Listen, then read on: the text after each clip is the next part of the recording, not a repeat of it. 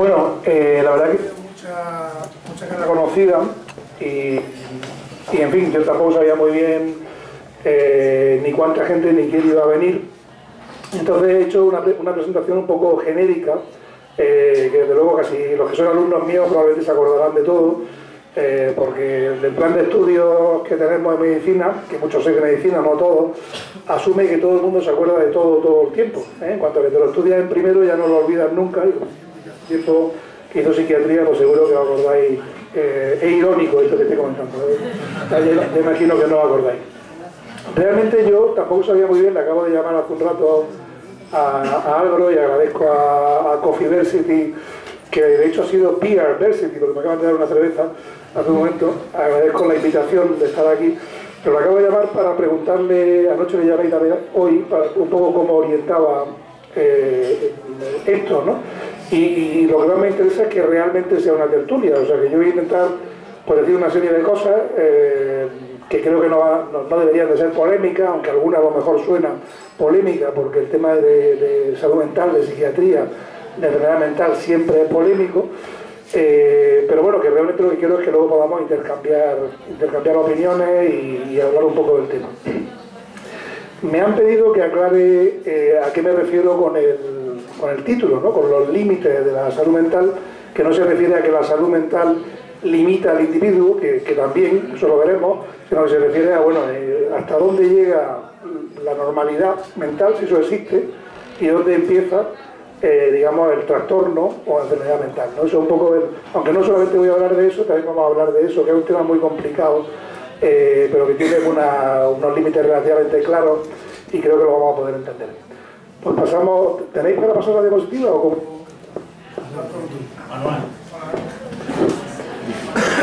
En primer lugar, quería hablar un poco de dónde viene, paso a la siguiente, si queréis, de dónde viene la enfermedad mental o la psiquiatría o la salud mental, ¿no?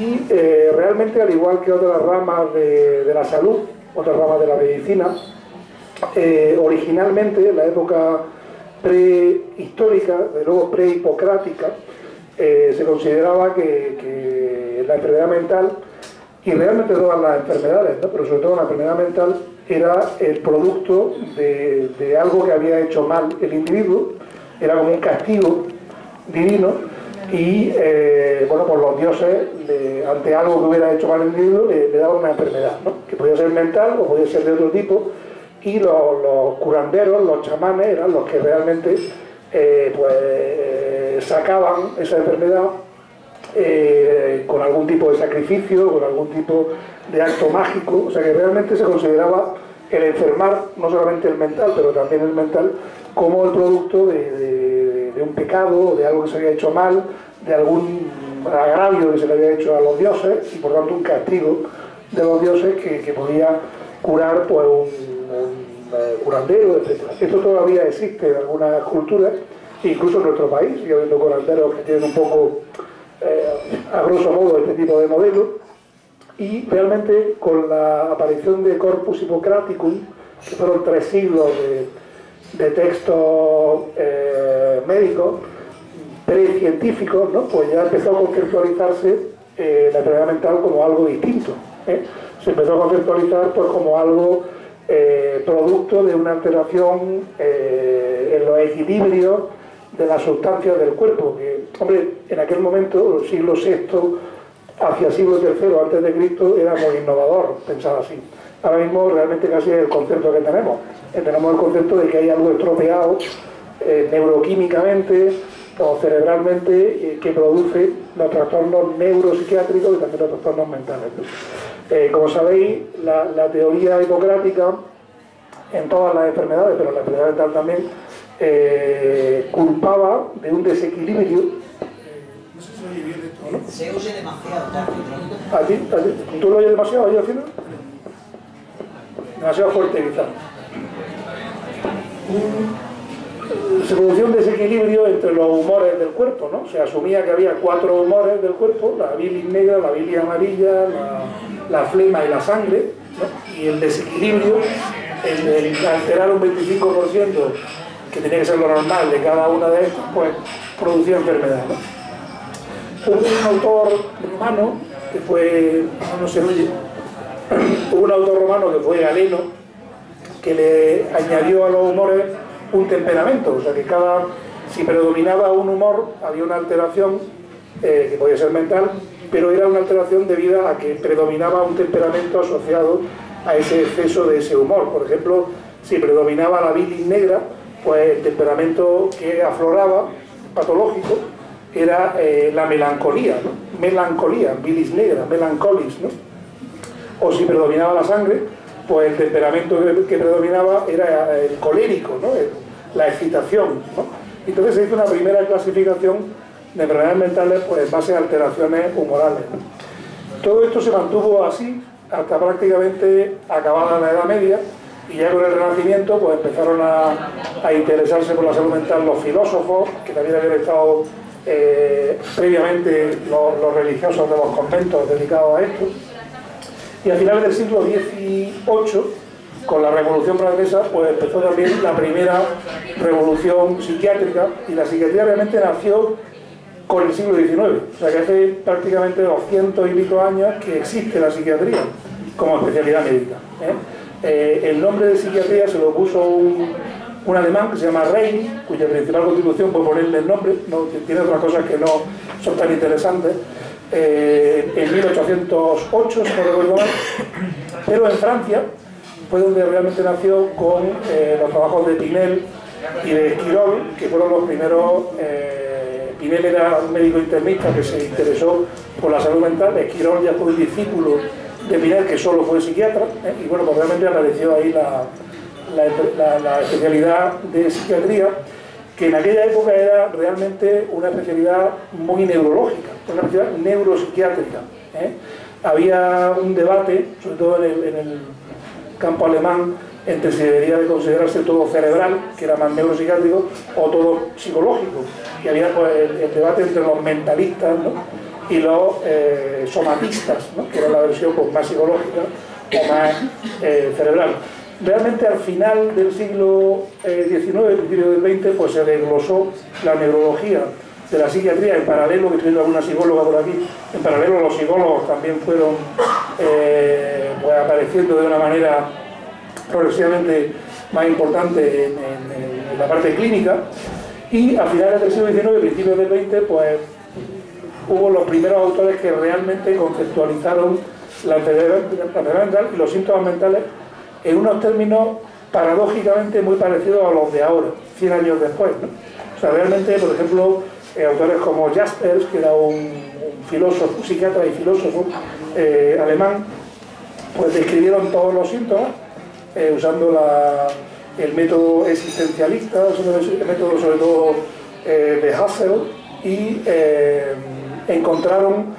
definieron todos los síntomas, y eso no ha cambiado. Realmente la definición de los síntomas mentales ha cambiado poco, nadie tampoco lo ha testado mucho. Si te pones a mirarlo, pues igual encuentras que hay síntomas que faltan y síntomas que sobran, ¿no? Y que realmente hay imperfecciones, ¿no? en las definiciones de los síntomas mentales, que se llaman psicopatología, ¿no? Al final del siglo XX, después de pasar por todos los psiquiátricos, después de pasar por mucho sufrimiento de muchos pacientes, pues autores, sobre todo desde la sociología, como Gower y otros, y también un poco liderados por la psiquiatría americana y la anglosajona sobre todo, pues socializaron,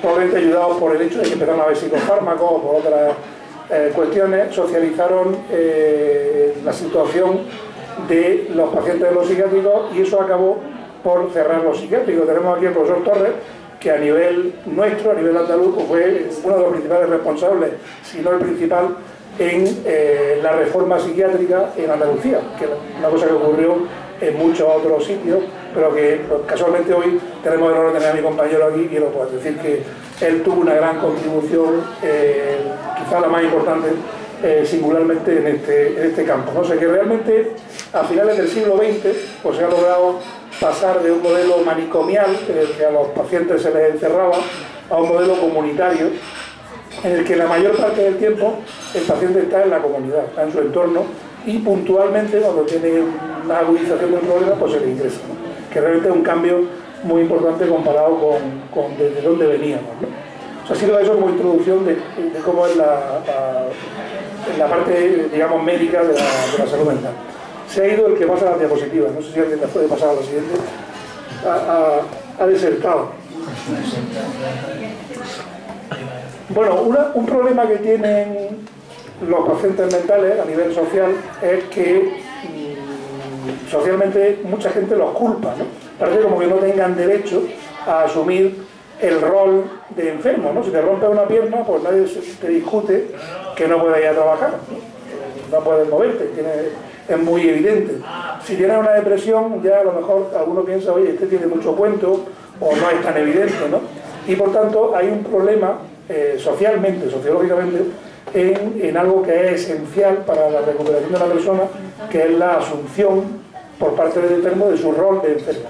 Y de que socialmente pues, se le exige que se ponga bueno para poder contribuir a la sociedad, pero que si está enfermo no tiene obligación de contribuir. Eso lleva, en el plano nuestro, si podéis pasar a la siguiente diapositiva, a otro problema sociológico que hay y que todavía estamos luchando con él. Aquí está Baldomero, que es el presidente de la principal asociación de enfermos mentales de Granada, de la FEM, y estamos luchando todos, ellos, nosotros, los pacientes, contra el estigma que produce el tener una enfermedad mental, ¿no? Por ejemplo, muchas veces un paciente mental tiene un problema físico, llega al hospital y dice, bueno, es que es un paciente psiquiátrico, ya, pero está teniendo un infarto, porque tienes que tratarle el infarto, que también le dan infarto a estos pacientes, ¿no? Hay como una especie de culpabilidad social hacia el paciente y hacia la familia, hay un tabú social hacia todo lo mental, y eso en conjunto se le llama estigma y le damos una serie de campañas contra el estigma. Si puedes pasar a la siguiente.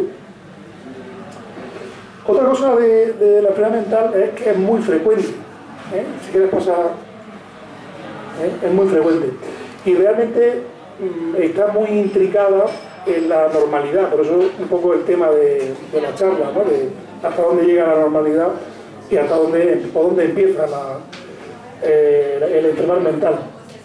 Lo más importante es que sin los determinantes biológicos probablemente sí se puede tener enfermedad mental, pero sin los determinantes ambientales prácticamente es imposible tener enfermedad mental.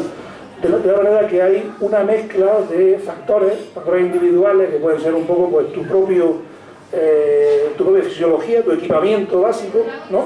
Pero sobre todo unos factores ambientales, sociales, circunstancias económicas y circunstancias ambientales que determinan el que una persona con la misma predisposición pueda o no aparecer la enfermedad mental. Siguiente, por favor. Bueno, esto no lo vamos a saltar porque quiero que habléis vosotros más y ya veremos un poco. Una cosa importante es que estos detonantes sociales de la enfermedad mental cambian con la edad. Por ejemplo, cuando eres muy pequeño, cuando estás naciendo, tu entorno es el canal del parto, y todo lo que tiene que ver con lo perinatal. Puedes tener un mal parto y eso ya te determina a tener pues, una serie de problemas, ¿no? O puede ser más adelante, puedes tener problemas de nutrición y eso te hace que tengas pues, dificultades para desarrollarte, pues, por ejemplo, andar o por ejemplo también dificultades cerebrales, ¿no? Que no tengan los suficientes nutrientes, ¿no? O más sociofamiliarmente que no tenga un entorno familiar adecuado. Todo eso es muy importante de pequeño, ¿no? Conforme va avanzando la edad, pues son más importantes otras cosas, ¿no? Por ejemplo, algo muy importante es el cannabis. Yo imagino que vosotros ninguno ha fumado nunca un porro, ¿no? Seguro. No os puedo imaginar en esa situación, pero, por ejemplo, eso es uno de los detonantes principales en determinadas edades, por ejemplo, la adolescencia, ¿no? Como veremos luego, incluso veremos por qué, ¿no? O, por ejemplo, el alcoholismo, la sustancia, o el tener dificultades para trabajar y, por tanto, poder estar en un entorno con mayor criminalidad y mayor dificultades. Todo eso es importante más adelante en la vida. Y cuando llega, por ejemplo, a la vida adulta, pues estar en paro, que aquí en Andalucía es un estatus bastante común, es un factor de riesgo importante, sobre todo para gente joven, el 50% casi, ¿no? de paro en jóvenes. O, por ejemplo, ya en ancianos, pues los problemas físicos, los problemas de soledad, los problemas de no tener alguien con quien contrastar tus ideas, pueden detonar ideas raras y, por ejemplo, patología mental. ¿Siento, no? En cuanto a la frecuencia, pues resulta que es muy frecuente. Esto es la OMS hace cada 2 o 3 años una estimación de cómo de importantes son cada grupo de enfermedades, ¿no? Y resulta que, vamos, no es por nada, pero la que es más importante en cuanto a cuánta discapacidad produce globalmente, si miras en global a la población, pues resulta que los trastornos neuropsiquiátricos, que es la barra de arriba, nos mezclan ahí con lo neurológico, pues somos la principal fuente de discapacidad en la población, la causa número 1 como grupo. De hecho, la barra es la más larga y la parte más larga de la barra es la parte mental, porque también hay un componente neurológico, donde están las demencias, el Parkinson, etc. O sea que realmente los problemas neuropsiquiátricos son el grupo de problemas, incluso por encima de las infecciones, incluso por encima de lo cardiovascular, que producen más discapacidad a nivel social. Si hacemos una comparación entre estas barras y las barras de gasto sanitario por esos grupos de enfermedades, casi serían al revés. O sea que realmente hay una desproporción entre las necesidades, sobre todo con el tipo de sociedad que tenemos ahora, de asistencia sanitaria para problemas mentales, para problemas de psiquiatría, comparado con el dinero que se invierte en eso. Por ejemplo, una cosa muy grave que pasa en Andalucía es que hay, por ejemplo, muy pocos psicólogos clínicos, ¿no? Hay mucha patología, porque de psiquiatras también hay pocos, pero hay más que psicólogos, ¿no? Pero una cosa que es muy difícil acceder en la salud pública es a los psicólogos, ¿no? Que es prácticamente imposible, ¿no? Por lo cual realmente pues, es algo en lo que tenemos que mejorar mucho, ¿no? Siguiente. Bueno, hemos hecho un par de estudios aquí en Granada, de hecho ahora este año estamos publicando el primero. Tenemos ahora mismo 3 publicaciones del trabajo del estudio de la NADEP, que es un estudio de epidemiología a nivel de la población granadina, y básicamente encontramos las mismas cifras, la misma cantidad de trastorno mental en la población granadina, cosa que desmonta la teoría de la mala folla. Pues tenemos la misma cantidad de enfermedad mental que en toda Europa o que en todo Estados Unidos, no tenemos más. Yo dudaba al principio, pero hemos encontrado más o menos lo mismo, ¿no? En concreto, por grupos de trastornos, pues los más frecuentes son los de tipo afectivo, de la depresión, y sobre todo la depresión y la distimia, seguidos de la ansiedad, pero en general, si pasa a la siguiente, pues se cumple casi la cifra mágica de todos los estudios actuales, de que 1 de cada 4 personas, el 25% prácticamente, en algún momento de su vida, tiene algún tipo de trastorno mental. Afortunadamente la inmensa mayoría de ese 25%, o sea que 1 de cada 4 de los que estamos aquí, vamos o ha tenido o vamos a tener un trastorno mental, afortunadamente en el rango menos grave, es decir, los trastornos afectivos y de ansiedad. Los más graves son aproximadamente el 5% de la población, que tampoco es despreciable. Siguiente. Y en concreto, pues los principales factores de riesgo que hemos encontrado para este estudio también replican los de otros estudios, pero bueno, una cosa interesante es, como he dicho antes, y lo que quiero incidir, es cosas evitables, ¿no? Pues el cannabis, hay una, vamos, aquí en Granada se empieza a parecer a Ámsterdam, ¿no? El ambiente, por ejemplo, en las calles, ¿no? Hay ya una cierta, vamos, tú vas por la autovía y cuando estás por la zona de Quinépolis, ¿no? Pues ya en la misma autovía ya cambia el entorno, ¿no? Porque esto aquí, es que lo vuelo solo yo, o cómo es esto, ¿no? Entonces, claro, eso tiene una gran peligrosidad porque realmente es un tema evitable. Evidentemente no es un factor de riesgo para todo el mundo, pero la gente que tiene vulnerabilidad le va a determinar un tipo de vida que podría no haberla detonado si no lo hubiera consumido. O sea que realmente es un factor muy evitable de riesgo. Eso es cierto para la psicosis, pero en este estudio es de los pocos que encuentra que es cierto para cualquier trastorno mental, o sea, para el trastorno mental en general, ¿no? O sea que ahí incluye la psicosis, pero otros elementos, por ejemplo la depresión, ¿no? A largo plazo el consumo de cannabis produce síndromes depresivos muy irreversibles con el tratamiento, síndromes motivacionales, ¿no? Siguiente, por favor. Y la siguiente. Bueno, vamos a ver un poco entonces cómo ponemos, por lo siguiente, dónde ponemos el punto para distinguir entre lo que es normal y lo que es patológico en salud mental. Paso a la siguiente. Para eso tenemos, en psiquiatría tenemos 2 Biblias, una americana y otra de la OMS, que son los descriptores de a qué se considera enfermedad mental o no. El de la OMS se llama CIE-10, que está a punto de aparecer la CIE-11, y el americano se llama DSM-5, que está anticuada la foto, sigue la siguiente. Pero realmente en ambos casos, si pasa a la siguiente mejor, pasa a la siguiente para no... En ambos casos, para poder hacer un diagnóstico de enfermedad mental, pues hace falta una serie de elementos, que son distintos para cada enfermedad, pero que en global incluyen tener síntomas mentales. Habitualmente hay síntomas nucleares, por ejemplo, para que te diagnostiquen de depresión, un síntoma nuclear es estar triste, o sea, tener hipotimia, disminuida el estado de ánimo, ¿no? Sin eso, pues no cumple el criterio de depresión. O para tener criterios de esquizofrenia, pues tiene que tener síntomas psicóticos, ¿no? O sea, cada trastorno tiene unos síntomas definitorios nucleares, pero luego tiene unos síntomas acompañantes que pueden o no estar ahí. Y lo que es más importante, si pasa a la siguiente, es que los síntomas no tienen solo que estar ahí, sino que alterar el funcionamiento del paciente. O sea, que tienen que determinar que el paciente no puede hacer su vida normal. Es decir, inducirle discapacidad durante al menos un tiempo.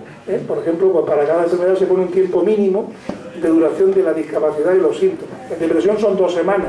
Si estás 2 semanas muy triste, no puedes hacer tu vida normal por esa tristeza, no comes, no tienes energía, etcétera, pues te puedes diagnosticar, cumple criterios de depresión. Siguiente.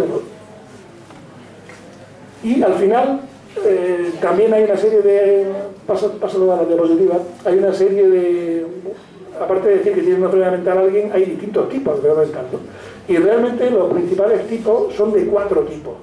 Hay trastornos en los que se deben a algo que está estropeado habitualmente en el cerebro, por ejemplo una atrofia cortical, eso se llama trastorno orgánico, y cuando no encontramos nada, por lo menos con las herramientas actuales, porque en el futuro probablemente lo encontraremos estropeado en el cerebro, pues encontraremos, le llamamos trastornos no orgánicos, ¿no? Y entre esos los más importantes, los más graves, son los trastornos psicóticos, que afectan entre el 2 y el 3% de la población, y que son trastornos en los que el paciente no tiene una buena capacidad de juicio, no conecta bien con la realidad, entiende o percibe mal la realidad, y por tanto pues su realidad es distinta de la, digamos, la mainstream, ¿no? Que está en la mayoría de la población, y eso le hace estar en peligro pues de interpretar mal las cosas o de meterse en jaleo porque no entiende la realidad como el resto de la gente.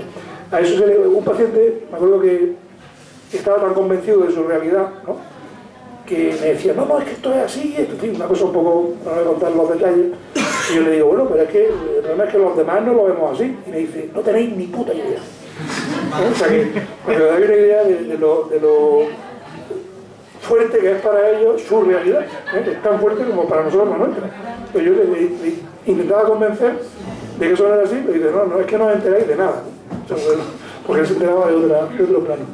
Bueno, el principal trastorno psicótico es la esquizofrenia, aunque hay otros trastornos psicóticos como el trastorno delirante o paranoia, que también es el segundo más frecuente, y aparte de eso tenemos trastornos ya menos graves como son los trastornos afectivos, el más importante de ellos es la depresión y el más grave de ellos es el trastorno bipolar, que es menos frecuente, o los trastornos de ansiedad o neuróticos, que son trastornos pues más comunes, por ejemplo pues ataques de ansiedad, trastornos obsesivo-compulsivos, ¿no? Gente que tiene pues ideas repetitivas que no se puede quitar de la cabeza y que ni siquiera son propias pero que le siguen viniendo y le martirizan, ¿no? Y por ejemplo gente que tiene problemas de personalidad, trastornos de personalidad, que no es, en algunas clasificaciones no se considera una enfermedad mental, sino que se considera pues una alteración del carácter pero que determina un comportamiento patológico. Pero esos son los principales tipos de trastornos. Pasa a la siguiente. Uno de los problemas que hay con el diagnóstico en psiquiatría, daros cuenta que si a una persona le ponéis un diagnóstico, por ejemplo, de esquizofrenia, pues no le van a dar un trabajo en ningún lado, cuando que vean un registro con ese diagnóstico ya, de hecho te suelen dar una pensión. Yo he tenido algunas veces pacientes que se han puesto bien, se han quitado la pensión, se han puesto a trabajar y enseguida que han visto que habían tenido un problema, lo han echado, con lo cual se ha quedado sin la pensión y sin el trabajo. O sea que realmente es una especie de sello, que como hemos dicho antes, estigmático, que todavía determina mucho la vida de una persona, solamente el diagnóstico, ¿no? Y resulta, pasa lo siguiente, que tenemos un auténtico jaleo con el diagnóstico. O sea, realmente el diagnóstico psiquiátrico de cosas tan graves como la esquizofrenia, pues está cogido con alfileres. Hay un estudio que es un poco antiguo, pero que es creo que podría estar todavía vigente en algunos casos, que es un estudio de unos psicólogos americanos en los años 70, un estudio de Rosenham, que el trabajo se llamaba sobre cómo estar sano, cómo estar cuerdo en sitios locos. Ese era el título del trabajo, ¿no? Y consistió en que Rosenham, que era un catedrático de psicología en Estados Unidos, mandó a una serie de actores a urgencias a que le dijeran al psiquiatra que oían voces, ¿no? Claro, como eso no se puede comprobar, y menos en el año 72, ahora todavía podrían hacer un SPECT, aunque tampoco está en urgencia, ¿no? Pero podrían hacerlo y comprobar algo. Pero en aquella época, pues, se plantaban actores y le contaban al médico, al psiquiatra, le decían, bueno, es que estoy oyendo voces, ¿no? Y en concreto decían todos lo mismo. Oigo las palabras, alguien diciendo la palabra vacío, hueco y golpe. Entonces con eso ingresaron a los 8. Claro, si te dicen eso tú te lo crees, te viene alguien que además te lo corrobora, pues lo ingresan, ¿no? A partir de ahí los actores, ¿no?, los pseudopacientes, ingresaban en una unidad de agudo de psiquiatría o en un manicomio en aquella época probablemente, y empezaban a actuar de manera normal. Pero sin embargo ya, como ya estaban ahí encasillados, la plantilla del hospital pues lo consideraba, todo lo que decían, todo lo que hacían, lo interpretaban en clave de que lo hace por esto o lo hace por lo otro. Curiosamente, los pacientes reales que estaban con ellos, que también los entrevistaron los investigadores a posteriori, sí se habían dado cuenta de que estos no eran enfermos. O sea, que lo único que se habían dado cuenta de que no eran enfermos eran los pacientes. Pero la plantilla los mantuvo allí mucho tiempo, a muchos de ellos, hasta que los sacaron, porque dijeron, oye, que estamos en un estudio, que esto no es así, y ya los sacaron de ahí, ¿no? Total, que hubo una crítica muy grande, y de hecho se le criticó mucho, pues, de mala fe al investigador, porque en fin, yo he engañado a los psiquiatras. Entonces dijo, no os preocupéis, voy a hacer otro estudio y voy a mandar a gente a ver si podéis distinguir cuáles son actores y cuáles son no actores, cuáles son pacientes de verdad. Bueno, pues encontraron los psiquiatras en los siguientes meses a no sé cuántos, me parece que a 41 personas de 173 fueron clasificadas de actores. ¿Qué ocurrió? Que no había mandado a nadie. Entonces la publicación fue que realmente era muy complicado diagnosticar algo tan grave como la esquizofrenia, ¿no? O sea, que estamos en el diagnóstico de esquizofrenia, estamos mezclando realmente churras con merinas, ¿no? Entonces ahora, actualmente, estamos trabajando, y de hecho aquí en Granada, en nuestro grupo pues tenemos ciertas publicaciones en este sentido, estamos redefiniendo sintomáticamente la psicosis, y hemos contribuido hace poco, relativamente un año y medio, un par de años, con un trabajo que es hasta ahora pues único en Schizophrenia Research, que es una revista bastante importante, en la que en lugar de clasificar, ¿no?, de manera teórica a los pacientes, pues la clasificamos en base a una serie de dimensiones psicóticas que están presentes en pacientes reales que hemos testado, ¿no? Somos los investigadores de ese estudio. Pasa a la siguiente. Bueno, otra cosa, no sé cuánto me queda, no mucho. Vamos mal, vamos bien. 10 minutillos. ¿Sí? Ahora voy a decirte que pases más, no te pierdas, que te va a ser más rápido. Hay muchos modelos explicativos. Otra cosa que no sabemos, tampoco sabemos las causas de la enfermedad mental de manera estricta, ¿no? A mí me entrevistaron en Toronto en el año 2006 una persona por la calle en un congreso de psiquiatría, me preguntó una serie de cosas y le dije, pues hablé 10 minutos, ¿no? Me grabaron y tal, y de los 10 minutos está por ahí puesto, ¿no?, una frase que yo decía en inglés, decía, realmente no sabemos bien cuáles son las causas de la salud mental, y hasta eso es lo único que pusieron. Puse muchas más cosas, ¿no? Pero realmente lo acabo de decir otra vez, o sea que si cortáis eso y ponéis solamente esto, es cierto que realmente no lo sabemos, pero sí hay muchos modelos explicativos y tenemos una cierta idea. Tampoco sabemos las causas de muchos dolores, o de muchos cánceres, o de muchos otros trastornos, no solamente en salud mental. Pero bueno, realmente hay varios modelos explicativos que son de 3 tipos, psicológicos, sociales y biológicos, ¿no? Los psicológicos, uno de los más interesantes, pero también de los más especulativos, es el modelo de Freud, que sabéis que habla de que pues tenemos una serie de pulsiones, una serie de instintos, básicamente de 2 tipos, según Freud, que igual es un poco machista. Freud no habría triunfado en esta sociedad, triunfó hace mucho tiempo, pero ahora pues no habría triunfado porque realmente era bastante sexista sus teorías, y básicamente él hablaba de que todo está determinado o por agresividad, el impulso de la muerte, o por sexo, el impulso del amor, ¿no? O de exponerlo. Bueno, realmente hay es un poco más complejo de todo esto, pero esos impulsos estarían, según Freud, como sabéis, en una zona de la mente que el paciente no es consciente de ello. La tiene ahí, le están presionando, pero no sabe que lo tiene ahí. Eso es la zona que se llama el inconsciente. Y luego una zona de la que la persona es consciente, pues todo lo que nos damos cuenta, sería la parte consciente, y digamos, todo el mundo mentalmente pacta consigo mismo cómo articular esa presión inconsciente, que es un poco animal, si queréis, ¿no? Pues muerte, sexo, cómo lo articula con la realidad, ¿no? Y esa articulación puede ser armónica o disarmónica. Si es disarmónica, pues en esa interfase se producen síntomas mentales, y esa es la principal manera de explicar la patología mental por en fin, el psicoanálisis y las teorías psicodinámicas de una manera muy resumida. Los psicólogos conductistas, pues un poco más, de manera más pseudocientífica, de luego más científica de Freud. En la época de Freud la Coca-Cola llevaba cocaína, no llevaba cafeína, con lo cual el tío ahí, pues no sé cuántas Coca-Colas se tomó, parece que le gustaba, y claro, pues hizo una teoría muy especulativa.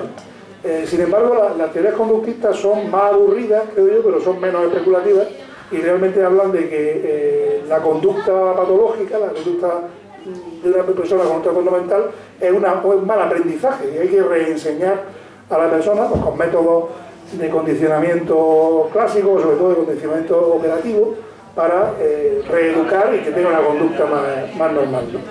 Como digo, un poco aburrido, bastante simplista, funciona en cosas muy concretas, por ejemplo en habilidades sociales, pero no es holístico, ¿no?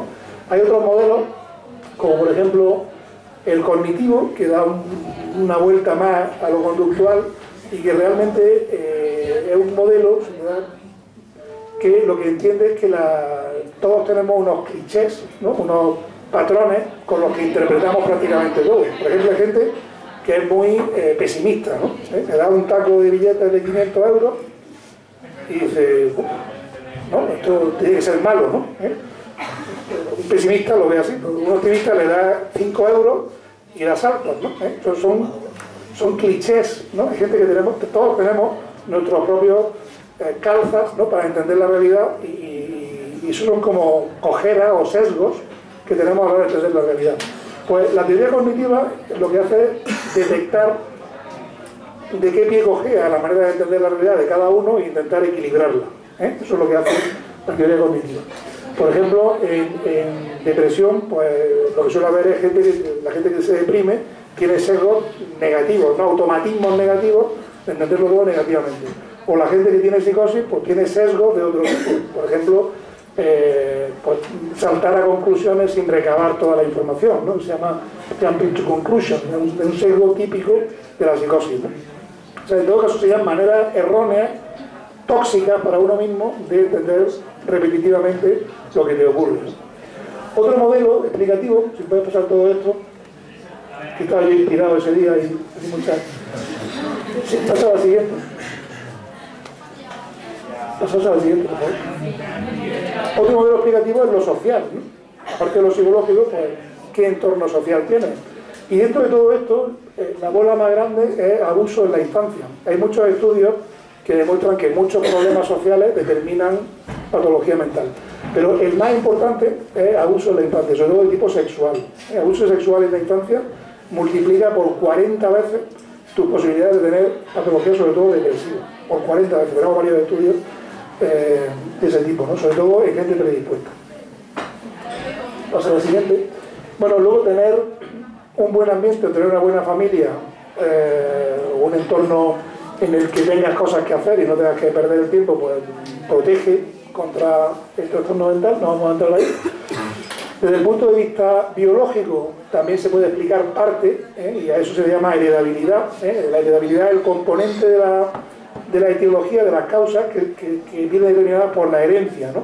Y resulta que, bueno, que en general, pues el tener una historia familiar de trastorno mental, incluso hay genes concretos para cada trastorno, pues aumentan el riesgo, no solamente, no determinista, O sea, tener el gen no determina tener la enfermedad, pero sí determina que tienes más papeletas para que te toque la lotería en este sentido de la enfermedad, sobre todo si juegas en el entorno adecuado, ¿no? Como es estos entornos que hemos visto antes, ¿no?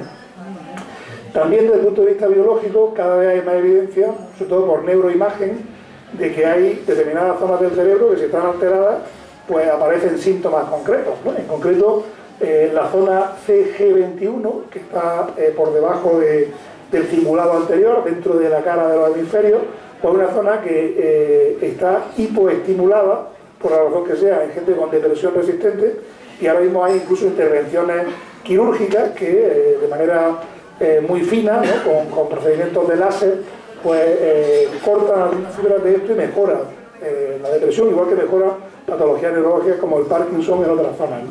O sea que eso está creciendo. Otra cosa importante es que tenemos una cierta capacidad de recuperación o tenemos nuestros propios antidepresivos, por decirlo así, y cualquier cosa que aumente el BDNF, que es un factor neurotrófico en determinadas zonas del cerebro, como el hipocampo, por ejemplo, mejora sobre todo los síntomas de tipo depresivo. Que ese BDNF suele estar atrófico, o sea, la actividad suele estar disminuida en pacientes con depresión y suele estar aumentada, por ejemplo, si haces deporte. O sea, esto lo aumentan los antidepresivos, pero también lo aumenta el deporte o una buena alimentación, cosa que ahora está demostrada, ¿no? Con lo cual es una alternativa real a la medicación, ¿no? Y el deporte. ¿Pasa lo siguiente?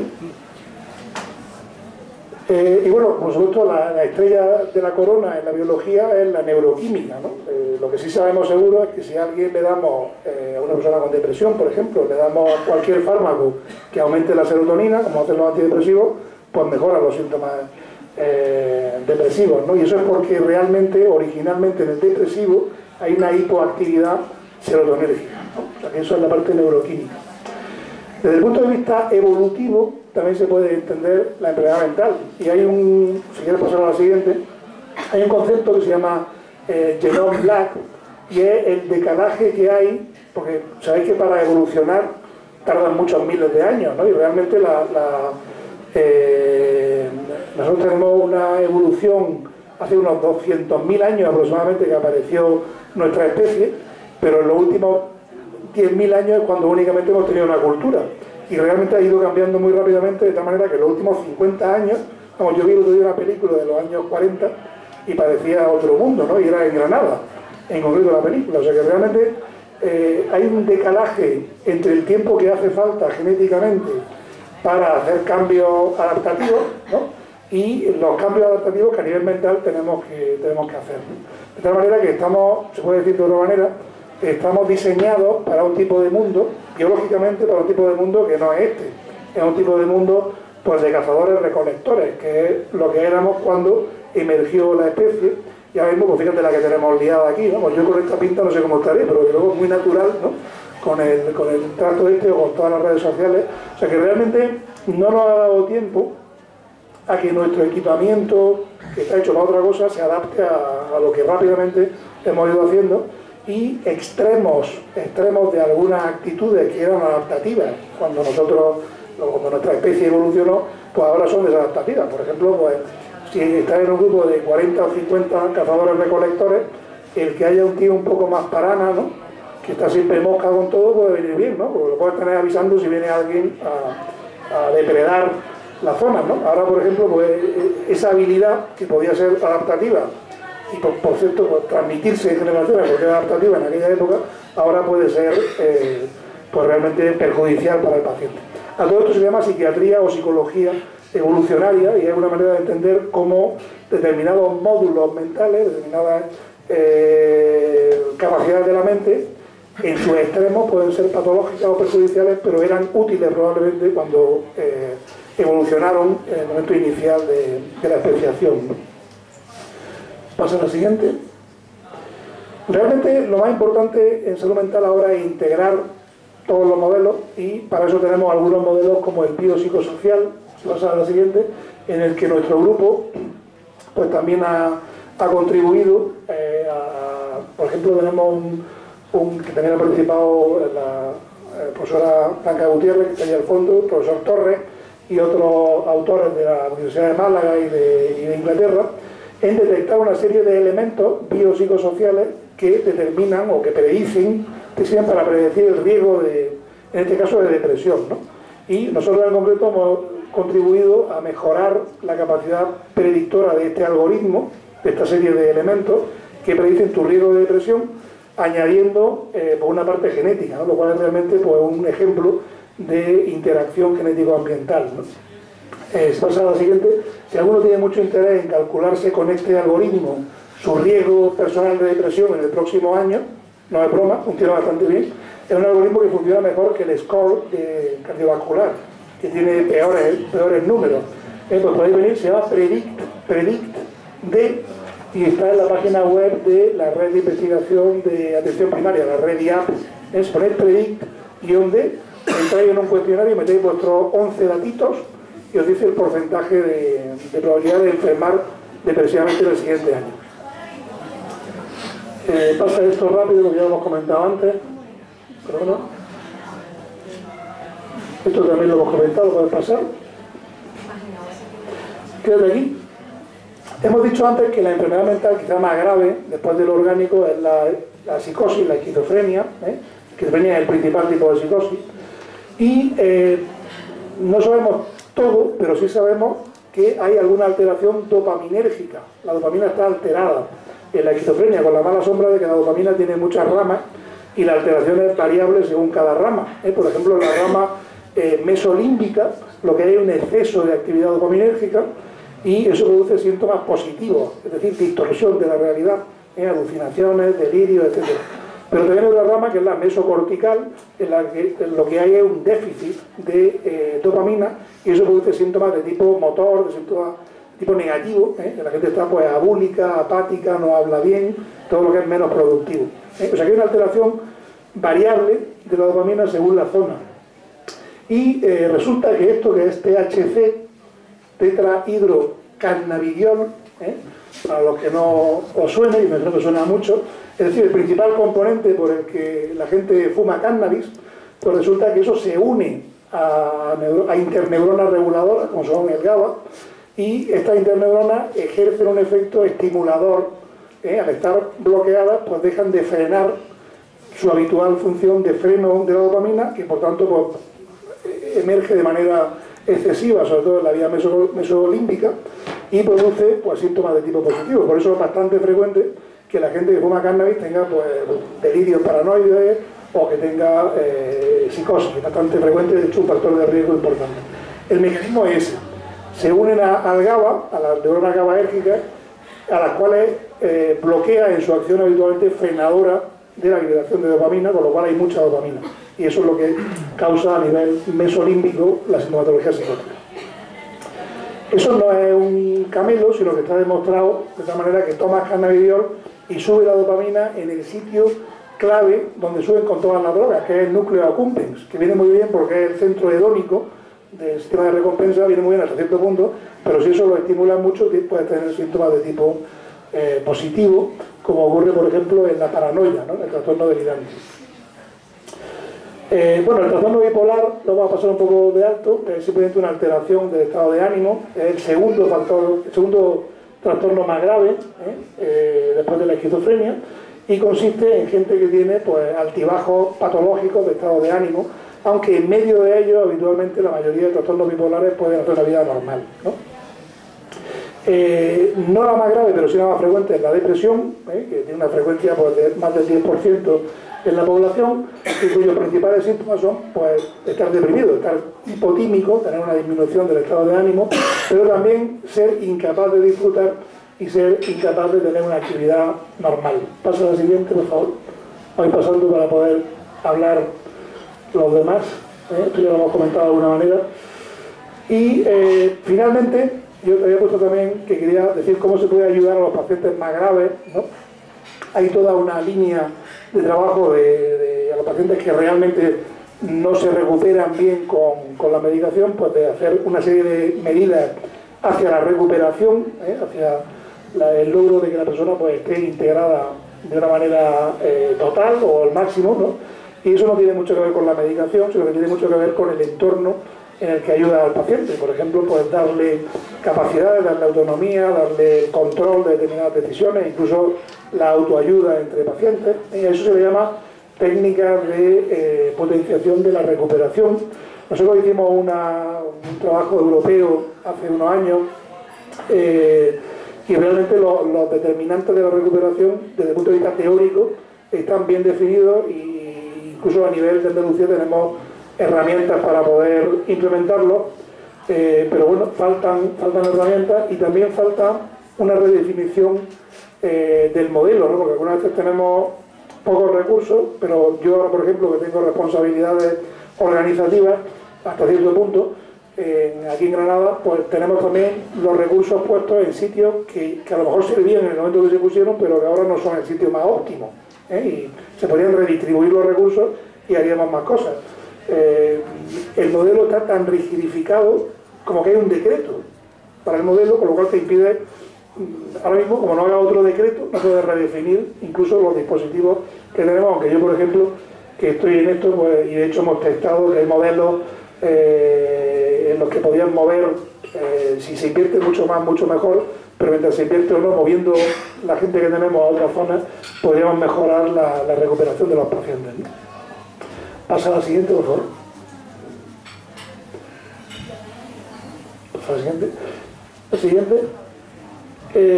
Y yo quería acabar, ¿no?, y ya abrir un poco el debate a todo lo que hemos dicho, diciendo que aunque hemos avanzado mucho en muchas cosas comparado con hace 30 años, 40 años, como he dicho, el modelo está muy rigidificado. Hay un decreto de cómo tiene que ser el modelo de atención en salud mental del año 2007, que hace ya 11 años y nadie lo ha testado.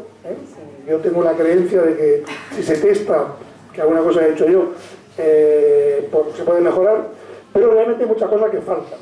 Por ejemplo, no hay realmente, para mucha gente, no hay suficiente apoyo residencial a nivel sociosanitario. Hay un apoyo para pacientes voluntarios, muy poco apoyo para pacientes que no tienen capacidad de dar la voluntariedad, y mucha gente en la calle con problemas no resolubles por ningún dispositivo. Esa es la realidad actual. Luego tampoco se hizo la reforma psiquiátrica, pero no se hizo para pacientes con retraso mental. Hay un gran psiquiátrico con 300 y pico camas o más en Armilla, y a eso no se le ha reformado. Están allí encerrados y también son, digo yo, ¿no?, personas, ¿no? Y también, pues, se podía haber hecho una reforma para la gente con retraso mental, no se ha hecho. Tampoco hay, y cada vez el problema es mayor, suficiente apoyo para pacientes con demencia, que es parecido al retraso mental, pero en el anciano. De hecho, la sintomatología es cognitiva también. Tampoco hay sitios, hay algunas asociaciones que tienen algunos sitios, pero oficialmente no tenemos ningún sitio para que los pacientes puedan socializar, puedan pasarlo bien, cuando están en una situación mejor. No hay sitios de divertimento, ¿no?, que sí lo hay en otros sitios, ¿no? Y luego tampoco, una vez que se le pone a alguien el sello de un trastorno, tampoco muchas veces se reevalúa, ¿no?, cuando eso a lo mejor cambia mucho durante la vida del paciente, ¿no? Pasa a la siguiente, por favor. Entonces, bueno, pues yo quería dejarlo ahí, simplemente decir que bueno, que la enfermedad mental pues tampoco es ningún mito. Esta mañana hemos tenido una charla en el departamento sobre los mitos en salud mental. No es ningún mito, es algo muy frecuente, es algo que no debería ser ninguna vergüenza, de luego, para el que lo padece, porque no es culpa de él, no tendría que ser, no tendría que tener estigma social. Tenemos que dar más información para desestigmatizarlo a nivel social, y no obstante, tenemos pocos recursos, y yo además creo que los que tenemos están puestos en sitios que tampoco sirven particularmente para mucho, con lo cual pues tenemos mucho por hacer, y seguro que la gente aquí que tiene algún familiar o que tiene algún problema de salud mental pues ha percibido las deficiencias del sistema, y que hay cosas que se tienen que hacer en este sentido, ¿no? O sea que realmente estamos en un momento de crisis, como probablemente hubo hace 30 o 40 años cuando la reforma, pero yo siempre quiero ver, y lo veo casi siempre así, la crisis, y desde luego en esto, como una oportunidad, ¿no? O sea que entre amenaza u oportunidad, en este caso yo me quedo con la oportunidad, y veo, pues, sí, hay aquí mucha gente, que es algo que interesa a mucha gente, y por tanto pues creo que tenemos mucho futuro. Muchas gracias por la atención.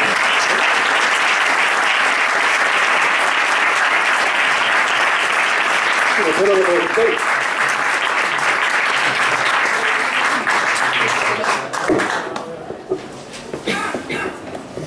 Pues nada, se abre la vida, ¿no? O como... Sí.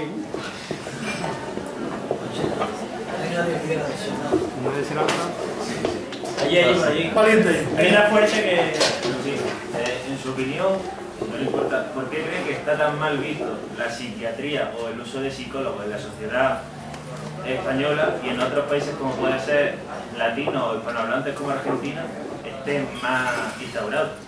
En su opinión, ¿qué opina?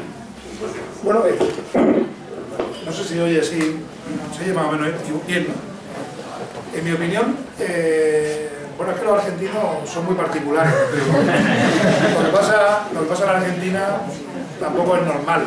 Creo que no es solamente comparable con España, sino que lo compara con otros países y tampoco es normal. Hay una gran película argentina española que se llama Un lugar en el mundo, en el que tiene una frase muy buena que es: el mejor psicoanalista es un barman, ¿no? O sea que todo el mundo, va al camarero y es un gran psicoanalista, o sea que todo el mundo es un poco psicoanalista en Argentina. Y yo creo que allí está, no está mal visto el psicoanálisis en concreto, que es un tipo concreto de tratamiento psicológico, ¿vale? Eso es lo que es muy frecuente y está muy metido en la sociedad. Pero probablemente lo que es la parte psiquiátrica, la parte de enfermedad mental grave, en lo que el psicoanálisis no tiene realmente mucho que hacer, no creo que sea muy distinto, o puede ser incluso peor, o como quiera, a lo mejor hace tiempo. Yo creo que en España cada vez está menos mal visto, ¿no? Igual que ha habido revoluciones, por ejemplo, yo he vivido mucho tiempo en Inglaterra y allí viví la revolución del mundo gay, ¿no? Por ejemplo, los derechos, ¿no? 100 años antes se vivió la revolución del feminismo, ¿no? Que también pues, consiguieron el sufragio femenino y todo esto. Yo he vivido en los años 80, 90 en Inglaterra y ahí, pues, digamos, se consiguió la normalización, la aceptación social del colectivo gay, cosa que está ocurriendo ahora aquí, también, creo yo. Eso me gustaría creer, ¿no? Y yo creo que eso nos hace falta llegar en salud mental. De hecho, ahora mismo hay una página de Twitter, muy buena, que se llama el Día del Orgullo Loco, ¿vale? Entonces se está promoviendo pues, el que la gente conozca que eso no es tampoco ni tan extraño ni tan socialmente inaceptable. O sea, realmente tenemos que hacer esa relación que, bueno, parcialmente se habrá hecho con las mujeres, con el mundo gay, con otros colectivos, pero no se ha hecho realmente con este colectivo, ¿no? Y yo creo que realmente va a ocurrir, que se va a normalizar no se oye. Bueno, no tengo buena voz. Digo que realmente creo que se va a poder normalizar en nuestro país, no sé cuándo, pero espero poder llegar a verlo, y desde luego en las sociedades como la nuestra, igual que se están integrando al acervo común normal, no culpabilizante, otros colectivos que tenían muchos problemas y siguen teniéndolo en algunas sociedades, pues aquí empieza a verse la luz y creo que en salud mental hay futuro para eso. De hecho, pues no sé si conocéis este tema, pero hay todo un movimiento que se llama el orgullo loco, que creo que puede ayudar a eso. Los acusadores de voces también y todo eso. Sí, me ha gustado esto porque hace un paralelismo con esto que he comentado del colectivo gay. Yo te quería preguntar algo, Jorge. Estaba ella antes. No, perdona, no todavía. Bueno, muchas gracias, Jorge. Yo quería puntualizar también una cosilla que, de hecho, con la nueva llegada del CIE 11... Sé que tampoco voy a decir nada. ¿Sí las Es que no se te oye seguro nada ahí al fondo. Que bueno, de hecho, ahora con la llegada del CIE... ¿Se me oye? Sí. Del CIE 11, pues, por ejemplo, el concepto de retraso mental se ha reconceptualizado. Entonces yo creo que se están dando pasos adelante, un poco también... ¿Que no se me oye? Sí. Ah, vale. Pues eso, que creo que sí que se están dando pasos adelante poco a poco y creo que un poco desde la élite, con la llegada del nuevo CIE 11, que es el manual del que ha hablado Jorge antes, pues eso, por ejemplo, el concepto de retraso mental va a desaparecer. Y creo que un poco con estos pequeños pasos también se contesta un poco a lo que decía él, ¿no? Que por qué ahora, se ve tan mal o por qué está tan estigmatizado, pues quizás redirigionando los conceptos, como se está haciendo, pues ayudamos también a que la gente no lo vea como tan dramático, ¿no? Yo creo que en todo caso es muy distinto el trastorno mental grave que el trastorno mental, digamos, más frecuente y menos grave, como son las depresiones, que están un poco más integradas, más normalizadas. Yo te quiero preguntar por las relaciones terapéuticas que tienen los psiquiatras con los pacientes, con las familias, porque a nosotros... No se oye. Nada, dos cosas. Te quiero preguntar a Jorge, como director de la unidad de gestión clínica, las relaciones terapéuticas que tienen los equipos de salud mental con sus pacientes y con las familias, porque muchas veces dejan mucho que desear. Y a nosotros nos llegan casos de familias, de usuarios de salud mental, que no se sienten bien acogidos por los equipos de salud mental. No vamos a centrarnos en una persona, sino globalmente. Y luego quisiera hacerte una pregunta, porque hay mucha mitificación sobre el tema de la terapia electroconvulsionante, lo que todos llamamos electroshock. Y bueno, yo quería que un poco desmitificaras todo ese tema, porque la verdad es que hay gente que le va muy bien y bueno, y hay que un poco desmitificar todo eso, porque cuando hablas de terapia electroconvulsionante, pues a lo mejor todavía como que suena un poco a eso, pero cuando hablas de electroshock, pues la gente se lleva las manos a la cabeza, y yo creo que desmitificar un poco eso. Y con el tema este de los familiares y las relaciones terapéuticas, que nos dijeras tu punto de vista como jefe de la unidad de gestión. Bueno, la verdad es que sí que es cierto que muchas veces la relación con la familia y con el paciente pues puede ser menos buena que en otras ocasiones, ¿no? Yo creo que es importante también, que es una cosa que hay muchos alumnos de medicina. Yo he hecho medicina aquí, además, en esta misma calle, ¿no? Un poquito más para arriba, he estado aquí en la facultad, pero luego me he formado como especialista en otro país, entonces he visto distintos modelos de formación, ¿no? Y en Inglaterra, que es donde me he formado, digamos, clínicamente, emplean mucho tiempo en que los residentes de, por ejemplo, de psiquiatría, que es lo que he hecho yo, pero creo que también en otras especialidades, aprendan también a tratar a la gente, ¿no? Porque tú puedes ser un crack haciendo preguntas tipo test, puedes sacar el número 1 en el MIR y tener problemas relacionales, ¿no? Eso no lo mide el MIR, ¿no? Por ejemplo, ¿no? Y acaba el periodo de formación y eres especialista, ¿no? Yo creo que el sistema formativo debería de insertar elementos de comprobación, no solamente de las capacidades, que tampoco muchas veces lo comprueban, técnicas, sino de las capacidades relacionales, ¿no? Y sobre todo en salud mental es muy importante. Es muy importante. Es muy importante. Y es cierto que, bueno, pues, sí, además el sistema que tenemos en el SAS, que ciertamente no lo he inventado yo, de cómo se selecciona el personal, pues vamos, muchas veces por orden alfabético, ¿eh? O sea que entonces pues te puede caer un tío majísimo, que se relaciona muy bien con todo el mundo, con muchas ganas de trabajar, o te puede caer alguien pues más raro y que no quiere hablar con nadie y que está allí, y sin embargo realmente al que le ha tocado por el sistema de selección que tiene ahora mismo el SAS, que es demasiado rígido también, es muy numérico, ¿no? De cuántos puntitos tienes, de cuántas cosas has hecho, y no tanto de méritos pues menos medibles, que yo creo que son muy importantes, ¿no? Yo creo que ahí tener una labor muy importante las asociaciones y los familiares en quejarse. Bueno, pero usted quizás no es el único foro. No, pero estamos aquí porque queremos también que ellos entiendan de que no es solamente vender el producto, de que todo, bueno, se ha hecho cosas en los últimos 30 años, evidentemente, y el profesor Torres está aquí y da fe de eso, de que no es todo como era, pero evidentemente los pasos que se han dado es muy deficiente el compromiso de la administración pública, en este caso andaluza, con las personas con enfermedad mental es muy escaso, en todo, en lo sanitario y en lo social. Por eso yo he venido no para hacerte una crítica a ti personal, evidentemente. No, ya te he visto que lo he criticado. Era una persona que era dialogante y demás, pero sí es verdad que como gerente de la unidad de gestión clínica también algo tendrás que decir en ese respecto. Con el tema de los profesionales a los que tú trabajan contigo. Y bueno, que tampoco... Bueno, pero ahí es muy importante, vamos, yo desde luego con el sistema me ha oído criticar que está tan rigidificado como que hay un decreto y que se puede cambiar. Y vamos, yo desde luego... Y llevamos 3 pismas y todavía no se ha cumplido el primero y ya vamos por el tercero. Exactamente.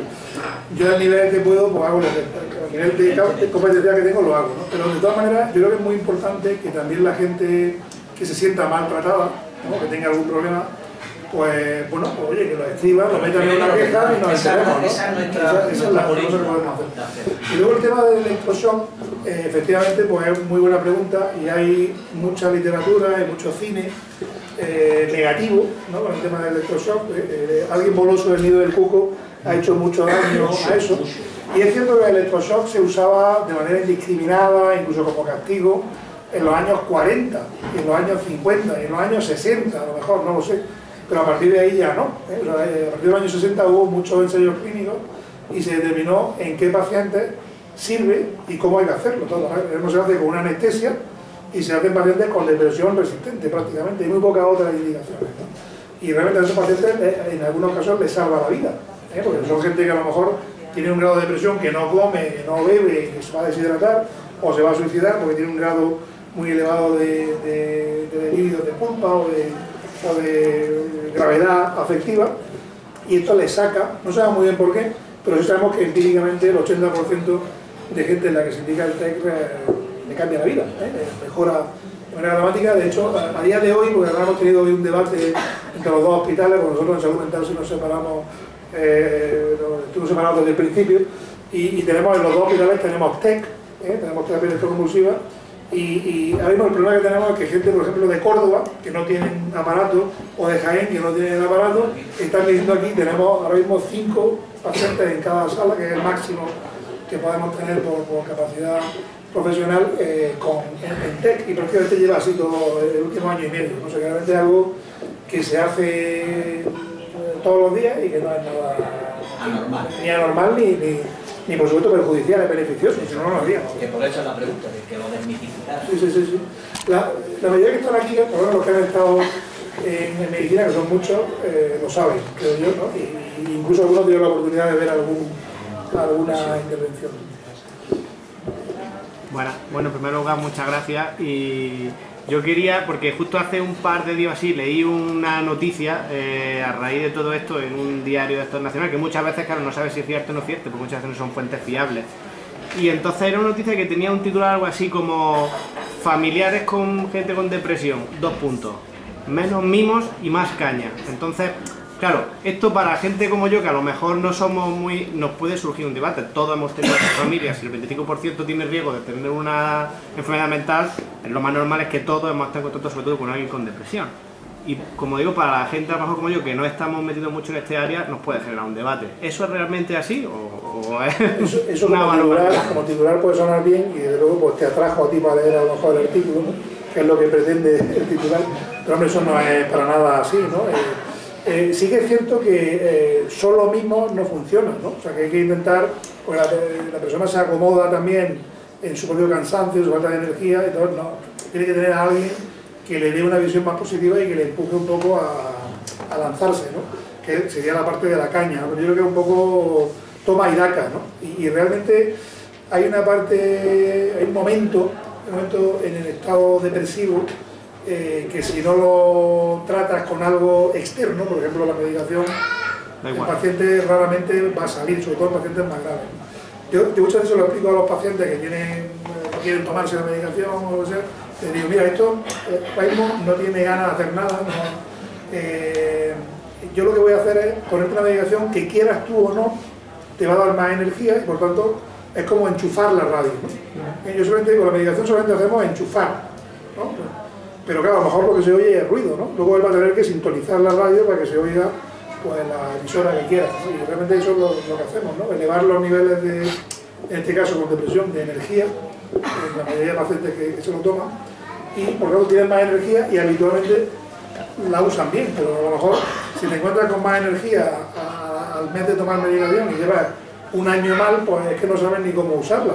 Tienes alguien que decirte, pues a esto, a lo otro, sal a la calle, no te quedes aquí, porque si no incluso puede ser hasta energía que sea negativa para el paciente, ¿no? Que sea como ansiedad para el paciente. Pasa alguna vez con la medicación.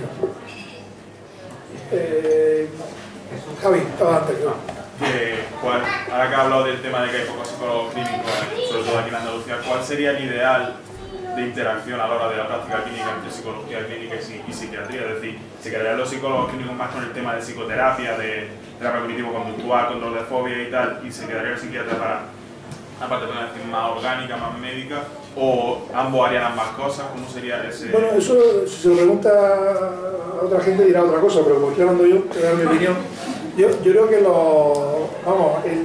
los psicólogos básicamente deben de hacer psicoterapia, ¿vale? Que realmente es lo que más falta hace, ¿no? Es lo que menos hay en el sistema público. Y los psiquiatras pues entiendo yo, deberían de hacer por la parte psicofarmacológica, que de hecho es lo que hacen, ¿eh? Ahí se dan varias cosas, se dan varios problemas. Por ejemplo, hay muchos psiquiatras que son gente que hace medicina y no quiere ser médico. Bueno, entonces, bueno, una salida es hacer psiquiatría y luego se hacen pseudopsicólogos, ¿no? Entonces pues hacen terapias del tipo que sea y invaden un poco la parte más psicoterapéutica, que en fin, yo no lo veo ni mal ni bien, si es que la parte psicoterapéutica la puede invadir gente de fuera de la medicina y de la psicología también. Por ejemplo, yo en Inglaterra hay mucha gente con trabajo social, terapia ocupacional, enfermería, porque llegan a unos niveles no muy elevados porque tienen formación psicoterapéutica y la pueden hacer bien, ¿no? O sea que realmente en esa pregunta yo creo que nos falta gente que haga psicoterapia que han demostrado ser efectivas. Eso en general lo hacen mejor los psicólogos clínicos, que están formados para eso, ¿no? También psicodiagnóstico, que es una cosa que les gusta menos hacer y que también hacen falta, y también lo hacen mejor ellos que otra gente. Y luego la parte psiquiátrica pues tiene suficiente trabajo el psiquiatra, pues como otros especialistas, pues con poner medicina, con hacer algún apoyo, no tiene que ser un robot que se ponga medicina, pueden hacer intervenciones como lo hace un médico de familia también, que sean psicoterapéuticas, ¿no? Pero bueno, a lo mejor una psicoterapia más arreglada pues la puede hacer mejor un especialista que en general suele ser los psicólogos. Bueno, pues lo primero, muchas gracias por la conferencia, que ha estado muy interesante. Yo primero quería hacer una reflexión y que me ha llamado la atención desde el principio cuando ha contado usted la historia de cómo en la medicina se ha entendido la enfermedad, que decía que bueno, en la época pre-hipocrática se consideraba que la enfermedad venía a causa de que el individuo había hecho algo mal y por eso se le imponía ese castigo y tal. Aunque evidentemente la ciencia médica ha avanzado, realmente parece que en la sociedad ese concepto de que el individuo ha hecho algo mal y que como tal la enfermedad es un castigo, en la enfermedad mental sigue bastante vigente. Es decir, el estigma la verdad que parece que nace muchas veces ahí, que cuando no se le deja asumir el rol de enfermo al paciente es precisamente porque se le considera culpable de lo que sufre. Por ejemplo, al enfermo con depresión se le considera por la sociedad que es una persona débil y por eso también pues artículos con títulos más llamativos como lo que decía Miguel Ángel. Lo segundo que quería preguntarle era cómo se están llevando a día de hoy actividades formativas en escuelas o en institutos y tal para ayudar un poquito a reducir ese estigma en la sociedad de la enfermedad mental. Bueno, pues lo primero, totalmente de acuerdo, ¿no? Yo creo que socialmente estamos poco evolucionados. Yo solamente confío en que como esto parece que va más rápido, pues lleguemos más rápido a adquirir esa normalidad, ¿no? Pero a día de hoy realmente uno tiene un problema de salud mental y a poco que se dé cuenta cuando esté un poco mejor, pues intenta no contárselo a nadie, porque si se lo cuenta. De hecho, muchas veces la gente que tiene un problema de salud mental, le cuenta a mucha gente al principio que estamos agobiados, y eso ya determina que te vaya peor, porque la gente te deja de lado, muchas veces, ¿no? Lo que dice este tío, pues es débil, ¿no? O tiene algún problema. O sea que realmente tenemos eso mal asumido y hay que educar mucho. Y realmente yo creo que a nivel de educación formal no se está haciendo nada.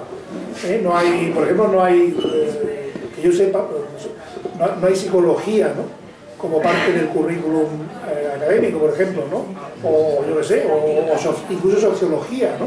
En la que pueda meter una parte que tenga que ver con la enfermedad mental. Yo creo que sería importante ir actualizando los contenidos de todo eso. Tampoco lo hay en otras ramas de la medicina, realmente, ¿no? Porque está también muy anquilosado lo que se forma hasta que llega uno a la universidad, prácticamente.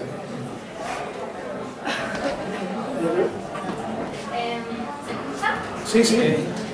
Yo es que tengo complejo y me pongo el micrófono. Muchas gracias. Yo soy de Chile y en Chile está empezando un movimiento desde los profesionales, pero principalmente desde los usuarios de salud mental, de en el fondo reivindicar los derechos que muchas veces han sido vulnerados por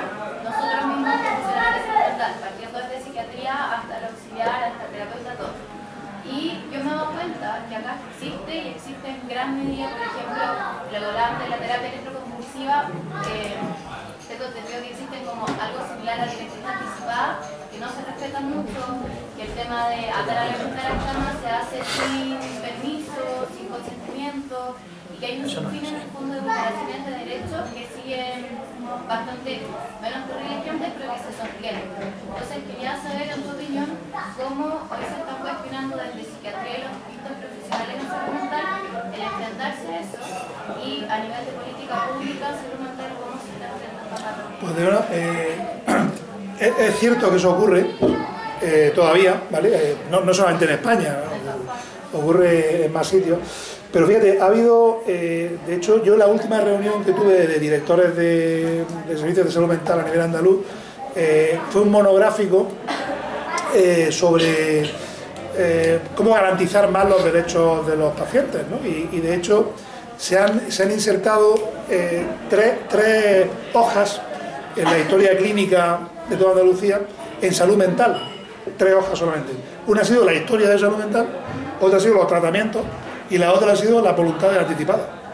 De manera que ahora mismo, hace ya tiempo, está mucho más avanzado, digamos, la política que la praxis real, porque realmente hay una, vamos, de 3 hojas tenemos, cada año nos ponen una hoja, pues las 3 primeras, una de ellas es el que el paciente pueda anticipar qué tipo de tratamiento quiere tener cuando se ponga mal, lo cual entra en conflicto a veces con qué es lo más adecuado para su restablecimiento, ¿no? Pero bueno, tienen ese derecho y bueno, pues está creciendo mucho ese tema, ¿no? Realmente. O sea, que realmente tenemos los instrumentos teóricos para hacerlo y desde luego no se le da a nadie ni terapia electroconvulsiva ni ningún tratamiento de tipo coercitivo que puede haber sin, por un lado, el respaldo judicial en este país, que es la manera legal de hacerlo. O sea, que no es solamente la opinión de un psiquiatra, sino que tiene que luego venir un forense con un juez y que todos lo vean bien para ratificar que se le da un tratamiento involuntario a un paciente, ¿no? Eso realmente es una garantía limitada, pero es una garantía, una salvaguarda en los derechos del paciente que no se debe dar por asumida, porque en otros países no la hay. Simplemente pues se hace y ya está, ¿no? Pero a día de hoy se está haciendo una educación importante, se está empleando, es una de las principales directrices del Plan Integral de Salud Mental de Andalucía, el que se haga más, se rellenen por los pacientes cuando están bien, más cuáles son sus deseos de tratamiento cuando estén mal, ¿vale? Y de hecho, ya te digo, de las 3 hojas del DIRAYA, de la historia clínica electrónica, una de las 3, cuando nos faltan otras cosas también, pues ha sido esa, ¿no? O sea que creo que nos falta mucho, pero estamos en un camino sólido, ¿no? Y además es bueno también el que los que hacen este tipo de políticas tengan la presión de la gente tipo asociación o tipo, por ejemplo, Sabame o la FEM o quien sea, pero realmente yo creo que hay que tranquilizarse con eso, porque también hay mucha demagogia con eso. Sí, demasiado. Como yo he visto, en fin, que tú exageras a la hora de pedir algo, ¿no? En una manifestación o lo que sea, he visto situaciones que no se corresponden tampoco con la realidad en los últimos 2 años, y bueno, pues creo que hay una concienciación de eso, pero tenemos que realmente bajarnos a un nivel de negociación para el bien de la persona, no solamente pues para la apariencia de lo que sea, ¿no? o de la apariencia de los médicos o de la apariencia del paciente. Yo creo que lo realmente hay que hacer es que si alguien tiene un problema, y estamos hablando de no estigma, pues da igual que el problema sea de salud mental. Si lo resuelve la sanidad, lo tiene que resolver la sanidad, y de la manera menos mala que exista, ¿no? Que debe ser la que... Yo de todas maneras hice un artículo no hace mucho, el día de la salud mental, sobre cómo optar, cómo implantar en España, ¿no? En Andalucía en este caso, medidas no coercitivas, en concreto con la sujeción mecánica, que se hace algunas veces, porque yo me he formado en un país donde eso está prohibido. Yo sé exactamente cómo se hace. Y proponía en el artículo, que además salió en varios periódicos regionales, un método muy sencillo, que es un poco más de personal y unos espacios específicos. Estoy dando la brasa, pero nadie me hace mucho caso, pero yo personalmente estoy muy motivado con ese tema, sobre todo porque yo lo he vivido y sé cómo hacerlo. La gente que no lo ha visto, pues no sabe cómo hacerlo, ¿no? Lo habla en teoría, ¿no? Pero yo lo he visto y creo que hay mucha cosa que mejorar en ese sentido. Pero la verdad que hay debate y la política sanitaria andaluza está haciendo bastante por eso, aunque queda mucho por hacer. Yo estaba dando. Quería hacerte dos preguntas relacionadas.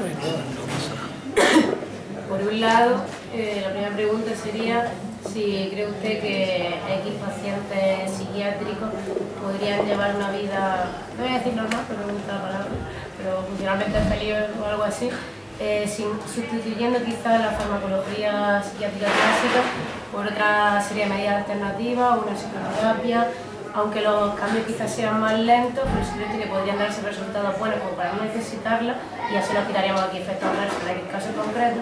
Y por otro lado, la segunda pregunta es si cree usted que en el campo de la psiquiatría actualmente y en nuestro país, que es lo que conocemos, hay sobremedicalización. Sí, yo creo que para trastorno mental grave, prescindir de la medicación es un error. Pues primero la medicación es trastorno mental grave, ¿vale? O sea que luego te voy a responder para el resto, que son la mayoría del 25% de eso, ¿no? Pero el trastorno mental grave, realmente el principal avance, dentro de que es limitado, que ha habido en los últimos 50 años, ha sido que la normalización cerebral que ocurre con la medicación, pues mejora la capacidad, no ya psicopatológica del paciente, sino la capacidad funcional del paciente, le permite hacer una vida medianamente normal. Bueno, pues tendría que tomar una pastilla. También ocurre con diabéticos, ocurre con hipotiroideo, y ocurre con mucha gente. Prescindir de eso, en mi opinión, es un error, ¿vale? No, lo cual no quiere decir que no se deba de revisar constantemente, disminuir constantemente la dosis al mínimo que equilibre un funcionamiento sin efectos secundarios y añadir todo otro tipo de medidas psicológicas y sociales. Sin embargo, la respuesta es muy distinta para el resto que son muchos casos, ¿no? Por ejemplo, muchos tipos de depresión que no son tan graves o muchos tipos de ansiedad que no son tan graves. Ahí probablemente ni la farmacología es tan determinante de mejor calidad de vida, ni la ausencia de farmacología, pero que el coste-beneficio puede ser cierto con lo que tú planteas, ¿no? Y de hecho, pues yo creo que lo que hay que hacer es en cada persona ser minimalista. Yo tengo una máxima, que además se la digo algunas veces a los pacientes, que es que yo solamente le recomiendo medicación a un paciente si se la recomendaría a un familiar mío. Pues me intento poner en qué haría yo, ¿no? Que a veces te cuesta trabajo porque veo bastante gente, ¿no? Pero bueno, ¿qué haría yo con un familiar mío? Entonces, pues me como el tarro de hacer por lo mínimo lesivo que pueda hacer. Y si eso implica no poner medicación, pues le digo, mira, pues, no veo que sea coste eficiente ponerte medicación. En muchos trastornos no hace falta la medicación y por ejemplo, la psicoterapia, que puede ser también lesiva, la psicoterapia en algunos casos, pues puede ser suficiente. O sea, depende de la gravedad del problema. No sé quién estaba de los dos antes, pero... Nada, quería utilizar la metáfora que ha utilizado antes usted para referirse a cómo se entiende, digamos, cuando hay un problema de salud mental, en ese caso la depresión, pero también en la esquizofrenia, por mi poca experiencia que tengo, veo que sí, que la gente está encendida, pero no está sintonizada. Entonces yo quería hacerle la pregunta de qué manera los equipos de unidad de salud mental sintonizáis a las personas, o sea, de qué manera sintonizáis a la gente para que empiece a funcionar, porque está bien dar ese empujón, pero encuentro como que las personas necesitan algo más. Y luego la segunda pregunta que le quería hacer es, con todo mi respeto, que creo que hay mucha investigación, mucho conocimiento teórico, pero a nivel reivindicativo y político, creo que si se pusiera el mismo empeño para cambiar ciertas cosas y ciertas anomalías, pues cambiaría bastante a bien lo que es la salud mental. Sí. Eso último, la verdad que es cierto, y bueno, pues falta que pongan a algún psiquiatra el jefecillo en algo, ¿no? O sea, yo, por ejemplo, en determinadas cosas me metería, ¿no? Cosa que es complicado, ¿no? Los que nos dedicamos a trabajar en la medicina tenemos muy poco acceso, igual que otras ramas, ¿no? a hacer directrices que mejoren esto. De hecho, una cosa curiosa es que los últimos y últimas ministros de Sanidad no son médicos, por lo cual pues, realmente van a poder orientar sabiendo un poco de qué va el tema, ¿no? Y lo otro era, perdona, lo de cómo sintonizamos a la gente. ¿De qué manera, no solamente...? Bueno, nosotros lo primero es que no tenemos, al igual que otras ramas de la salud, no tenemos una capacidad completa de curar a la gente. Y de luego probablemente eso sea más cierto en salud mental que en otras especialidades. También ocurre en otras especialidades. Por ejemplo, la oncología tiene peores resultados que nosotros, la patología del dolor tiene peores resultados que nosotros, muchas ramas de la endocrinología tienen peores resultados que nosotros. Eso está medido, ¿no? No somos los que peores resultados en salud tenemos por nuestras intervenciones, ¿no? Pero aún así, pues realmente hay gente que tiene problemas para los que no tenemos respuesta, ¿no? Hay problemas de una gravedad para los que no tenemos una solución, y no es que no hagamos nada, hacemos por lo que sabemos, que evidentemente, por mucha investigación que diga que haya, no es suficiente, porque no lo sabemos. Los principales fármacos que se han descubierto, por ejemplo, que son hallazgos que han cambiado un poco la vida de mucha gente, muchos se han descubierto por casualidad. Entonces, no, ni siquiera la gente que estaba investigando lo descubrió por eso, lo han descubierto porque se han dado cuenta que sirve para a lo mejor como antidepresivo o como tal, ¿no? O sea que realmente tenemos, yo no me gusta el nihilismo, no me gusta el pensar que no se puede hacer nada. Yo no le he dicho nunca a un paciente no tiene remedio, cosa que sí le dice a algunos compañeros de todas las especialidades, incluida la mía, a algunos pacientes yo no me lo creo. Yo no abandono nunca la posibilidad de que pueda mejorar un paciente, por muy complicado que sea, ¿no? Pero soy totalmente consciente de que tengo una capacidad de intervención que puede ser de mejorar un 15 o un 20% la calidad de vida de la persona. Yo y creo que todos los que trabajamos en mi campo, ¿no? Pero bueno, es una ayuda, ¿no? Es una ayuda. No tenemos la capacidad ahora mismo, como por ejemplo un cirujano, ¿no? Que es una cosa pues más, tiene un problema, pero también a nivel humanitario, no solamente farmacológico. Bueno, que yo soy médico, a nivel humanitario, hombre, yo, no sé, intento tratar muy bien a la gente, que es lo que estábamos hablando antes, ¿no? Y creo que tengo una formación específica de buen trato a la gente.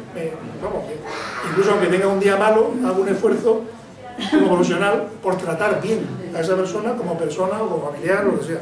Y yo creo que eso es una obligación de todos los médicos que no todo el mundo ejercen y todos tenemos todos los días buenos, ¿no?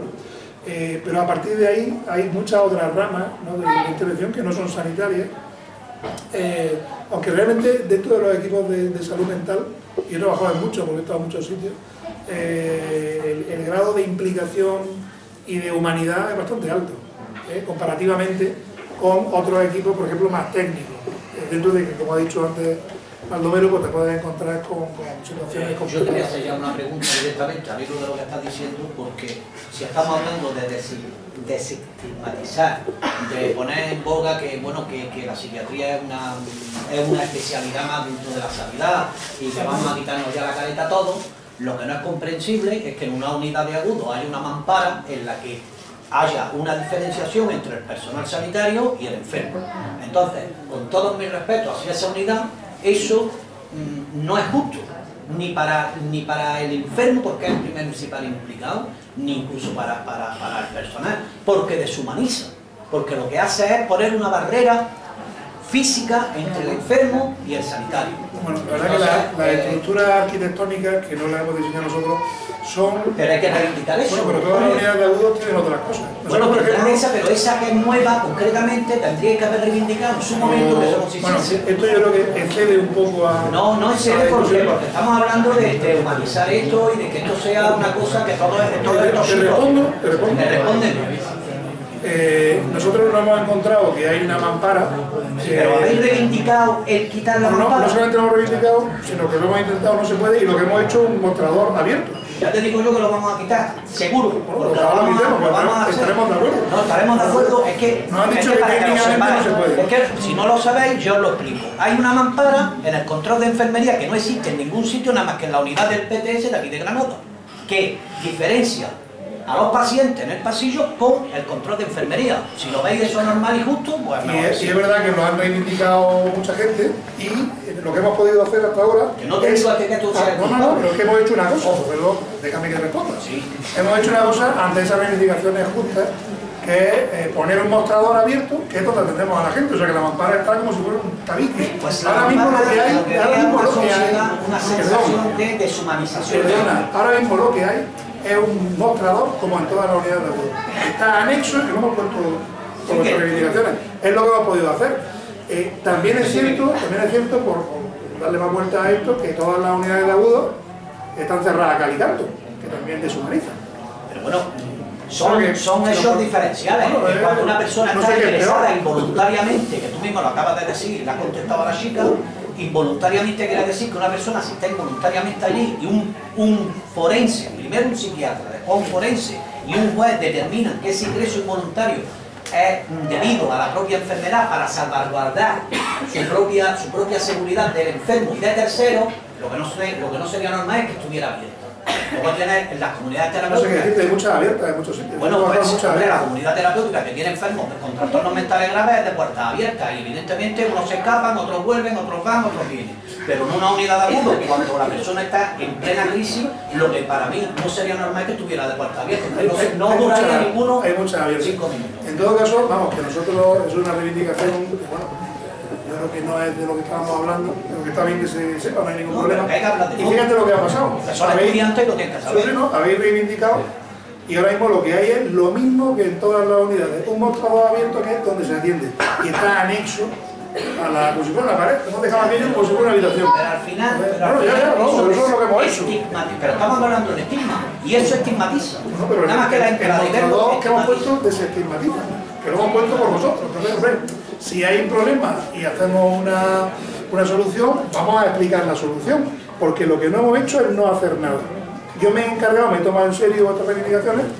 Me sorprende que no sepan lo del mostrador. Sí lo sé, pero es que el mostrador, pero es que no es del desuso, es que eso no tenía que existir, no, es que hay que tirarlo, echarlo abajo, como el muro de Berlín. Eso está lo mismo que cualquier pared ahora mismo, porque hay un mostrador donde se atiende a la gente en abierto. Eso lo hemos puesto precisamente por vuestras reivindicaciones y pues, si quieres... No quiero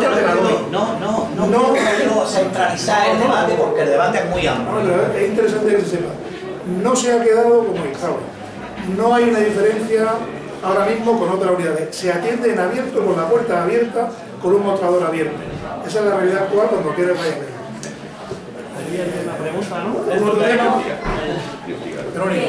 El aumento de incidencia de trastorno afectivo, ¿cree que tiene algo de relación con que las redes sociales hoy en día... No te he oído. Que el aumento de la incidencia de trastorno afectivo en la sociedad, ¿cree que tiene relación con el hecho de que hoy en día las redes sociales publicamos todo, y sobre todo el tema de la influencia, que es mi vida es maravillosa, todos feliz, soy feliz y todos feliz, que hace que a lo mejor la sociedad crea que tiene que ser feliz 100%, cuando el estado anímico de una persona no es una línea recta, es más bien una montaña rusa? Pues seguro que influye mucho y de hecho lo que más se va a influir a más, ¿no? O sea, además de lo que hay, ¿no? Por ejemplo, está claro que en algunas sociedades en las que se ha hecho eso de una manera más sin redes sociales, ¿no? Pues se han dado epidemias, por ejemplo, de anorexia, ¿no? Cuando lo que había era un mensaje de que tenía que ser de una manera, ¿no? Y lo mismo ocurre ahora pues, con la felicidad, cuando está todo bien y con la poca tolerancia, ¿no? A la frustración que le estamos enseñando a nuestra sociedad, en la que solamente te haces la foto cuando estás bien, ¿no? Estás en el momento más riéndote, puedes hacer una fotografía y esto es lo que sale, ¿no? O sea, que realmente eso seguro va a influir, pero estas cifras son previas probablemente a las redes sociales, o sea que realmente eso solamente puede aumentar, ¿no? Lo que sí está aumentando mucho con ese tipo de problemas es la inestabilidad emocional, ¿no? O sea, problemas de tipo trastorno de personalidad que antes había, siempre ha habido, pero ahora se están yendo hacia la no tolerancia a frustración de no tener de todo el tiempo muy rápido. O sea que más que depresiones, lo que está creando es trastornos de tipo inestabilidad emocional, trastornos de personalidad, límite, etc. Había otra mano por ahí. Sí, yo quería preguntarle también qué poder o qué influencia tiene todos los lobbies farmacéuticos con querer psicopatologizar todos los problemas rutinarios de nuestra vida. Hoy, para cualquier cosa tiene que haber una justicia. Hoy nadie, lo que son las fortalezas, como que no se recompensan para el estímulo, para todo lo más necesario y lo que con una pastilla se soluciona todo. Nos condiciona también eso. Eso está muy condicionado, además lo hace muy bien, porque además se meten hasta la cocina, ¿no? El sentido de que, igual que ha hablado Verónica antes de influencers, estos sí que son influencers, ¿no? Porque estamos en un tipo de sistema en el que, por ejemplo, pues llega cualquier representante de fármaco y se mete en medio de la consulta, ¿no? Porque al psiquiatra le interesa personalmente porque le atienda, que traiga un libro, que le haga lo que sea. O sea que realmente influye mucho y en la prescripción y influye mucho a nivel pseudocientífico en las indicaciones, ¿no? Porque cuando sale una pastilla, aparte de dársela a mucha gente, intentan validarla para muchos trastornos, existen o no, ¿no? Cosas que yo he visto con muchos fármacos, ¿no? Hacen toda una campaña de marketing y acaban sirviendo supuestamente para muchas cosas que realmente no sirven, porque están tuneados los resultados. Y ahí está también la labor del médico, la independencia del médico, a la hora de no informarse solo por lo que te diga un vendedor, que esa no sea tu única fuente de información, sino que tú contrastes la información pues, yéndote al grano de los estudios, no al resumen interesado que te haga el que vende eso, ¿no? Esta gente son vendedores. O sea que realmente eso es un grave problema, sobre todo en patologías menos graves, ¿no? En las que no hace falta realmente poner medicación o puede ir bien sin medicación, e incluso algunas medicaciones son negativas, ¿no? Hay algunos antidepresivos que se han licenciado para usarlos en ansiedad, que probablemente en muchos casos lo que hacen es empeorar los trastornos de ansiedad. Sin embargo, pues claro, si la persona aguanta con la medicación un mes, pues ya te quita la ansiedad, pero que esto ha quitado con o sin el antidepresivo, ¿no? O sea que realmente hay mucha mala información y lamentablemente hay mucho profesional que solamente se nutre, o principalmente se nutre de la información que le dan los vendedores de fármacos. Esto es un problema de ese tipo de profesional, que no se recicla adecuadamente. Eso existe, tanto por parte del profesional como por parte de la industria, que ellos lo que tienen es que vender, igual que la industria de coches, pues quiere vender coches, esto quiere vender pastillas. Entonces, cuanto más gente se la venda, será mejor. Hay toda una serie de mecanismos regulatorios, sobre todo por ejemplo en Inglaterra, en otros países, ¿no?, que podrían funcionar, pero aquí no están muy implantados, ¿no?, todavía. O sea que eso es así. Hay otra pregunta, bueno, tú y luego ella. Quería es que dentro del DSM-5, una de las principales críticas que se le hace es que hasta el 68% de los que trabajan en su elaboración tienen conexión bastante directa con la farmacéutica, en explicar esto. Y luego también quería preguntarle, dentro de su trabajo en la unidad de salud mental, si considera que la participación de psicólogos en atención primaria podría incluso llegar a reducir la prevención de los trastornos, digamos, de una forma mayor. Sí, la industria farmacéutica, sobre todo en Estados Unidos, tiene un lobby muy importante y coloca gente en todos lados. O sea, que eso puede haber influido y de hecho hay algunos trastornos que se han diseñado de alguna manera para que haya un fármaco para ellos. Por ejemplo, hay un exceso de diagnóstico en algunos niños de trastorno de atención, déficit de atención, hiperactividad, que bueno, en algunas poblaciones es excesivo, no puede que todos los niños tengan ese problema. Y sin embargo, si hay una pastilla para eso. Y luego el tema de los psicólogos en primaria, yo creo que es muy importante. Nosotros, de hecho, tenemos ahora mismo una experiencia piloto. Tenemos a una psicóloga en uno de los centros más importantes, que es el Jairín Centro, y está allí atendiendo a los pacientes. Eso filtra muchos problemas y está siendo muy positivo. En Inglaterra, por ejemplo, lo pusieron como obligatorio, porque vieron que era más coste eficiente tener un psicólogo en cada centro de primaria.